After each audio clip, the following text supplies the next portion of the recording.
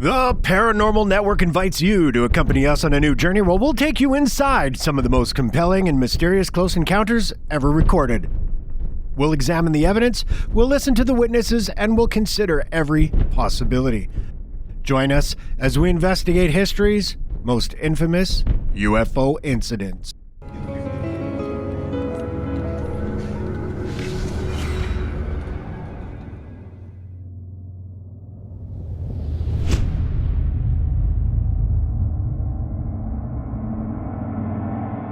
Interesting thing about most UFO sightings, we associate them with adults. Though the very idea of a visitor from outer space can be considered by some to be science fiction, whenever we hear of a close encounter, it more often than not seems to be a grown person reporting their experience. Children, for all their vivid imaginings, seem to miss out on all the extraterrestrial occurrences, perhaps because it's easier for adults to dismiss the wild stories of children. How many parents have nodded along passively to the random or odd, exaggerated anecdote from their little ones? But some stories are a little too fascinating to dismiss.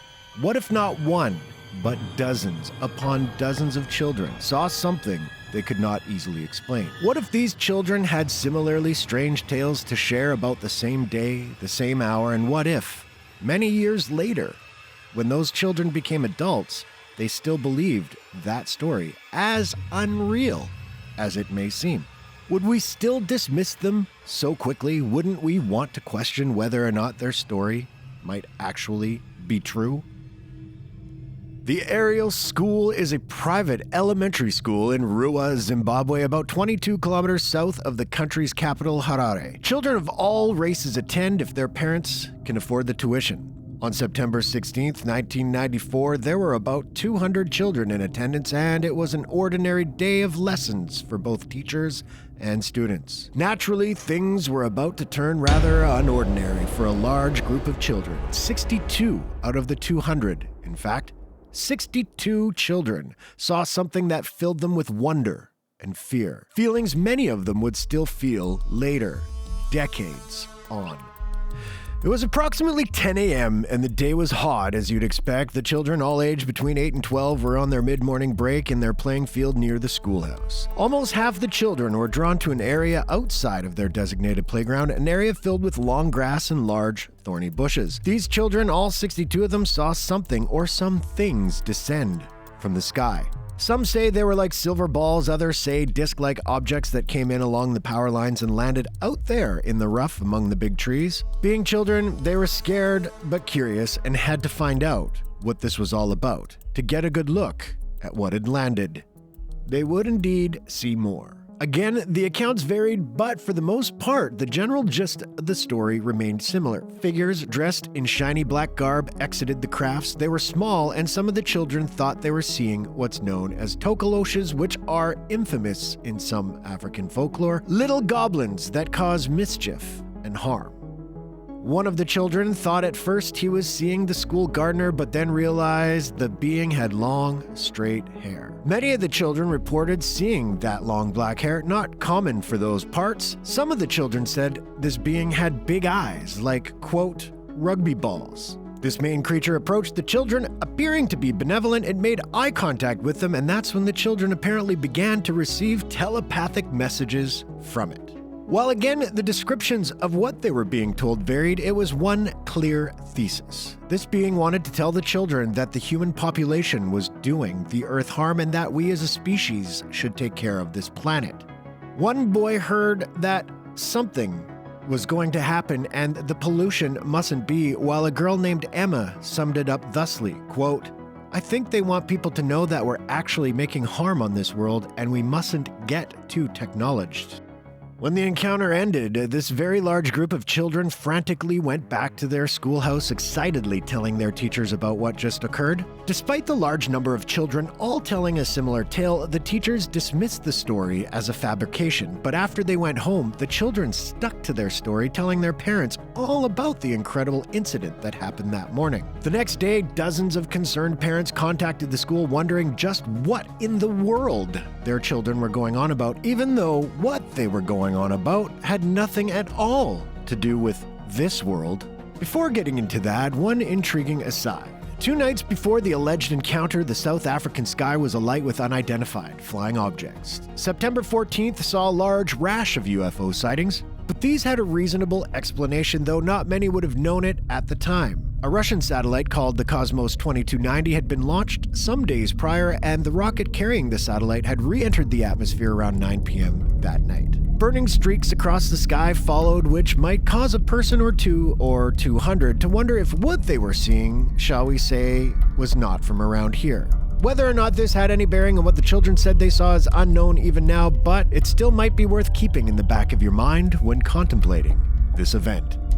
Once word began to spread about this extraordinary occurrence, the BBC sent a small crew to talk to some of the children as well as the headmaster of the school, who looked on with interest at some of the pictures the kids had drawn of what they'd seen.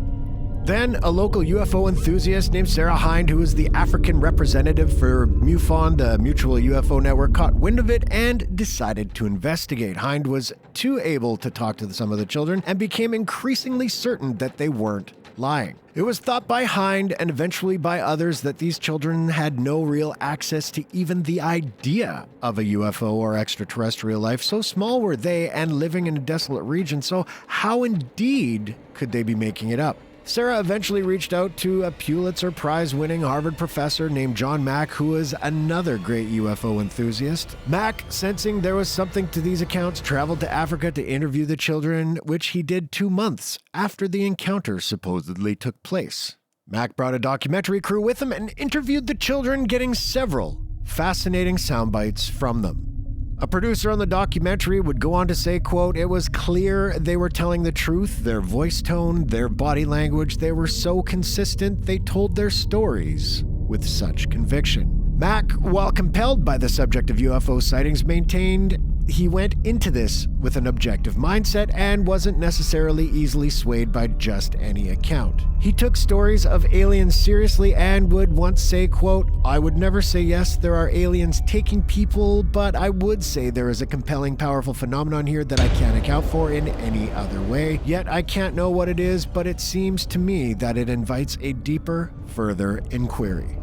Unfortunately, Mack's interest in the subject got him into some hot water at Harvard, where some colleagues were less than enthused about Mack writing books on the topic and reviewed whether or not such research was befitting of a Harvard professor.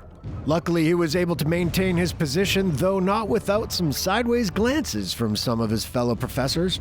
Tragically, John Mack died in 2004 due to a drunk driver. In his book, Passport to the Cosmos, he made this observation regarding some alien stories he'd heard, including the children from Zimbabwe, quote, "In case after case, powerful messages about the human threat to the Earth's ecology were being conveyed to the experiencers in vivid, unmistakable words and images, and that it was quite possible that the protection of the Earth's life is at the heart of the abduction phenomenon." Interesting point, especially when you consider the children from the aerial school. After all, if these preteens were to make up a story about a UFO landing in their backyard, would they decide to include an ecological message just for added flavor? A couple of years later, a Dutch TV station went to the school to talk with some of the children, producing some very engaging footage. Clearly, these kids weren't about to budge from their recollection. It's been well over 20 years since the aerial school incident. All those children are now adults. And those adults, well, they still believe what they saw. Plenty of them have been interviewed these last few years, and they're sticking to their story. In a 2014 article for American publication Mail and Guardian, one woman stated she believed the beings were still out there, perhaps not that far away at all. Quote, try telling people that you live in permanent fear of these things returning one day," she told the reporter. "Try telling them that you can actually sense when they're back in our atmosphere. They'll think you're a kook." The skeptics say that the children were coached after the fact, that Professor John Mack would lead them on a trail with some heavily influential breadcrumbs, and that the whole save the environment messaging from the alien being was in fact something Mack planted in the kids' heads, and that their ignorance of science fiction movies and books was vastly overstated. But if that's true, why do they still remember it so well? These aren't loonies on the fringe. They're established, professional people who now have nothing to gain by telling a story so out of this world. In 2007, a filmmaker named Randall Nickerson set out to finish what Professor Mack had started by compiling footage of his own with the now-grown witnesses of that strange encounter. It was only 2022 when Nickerson's The Aerial Phenomenon was unveiled to the world, which might be the most comprehensive look at the event yet. Whether or not you believe the people who were there that day, there's no question that this is a fascinating case. 62 people, all in agreement about something so phenomenal and bizarre. Was it aliens? Was it mass hysteria? Could it have all been an elaborate ruse perpetrated by children, now keeping the joke going almost 3 decades later? You decide what you want to believe.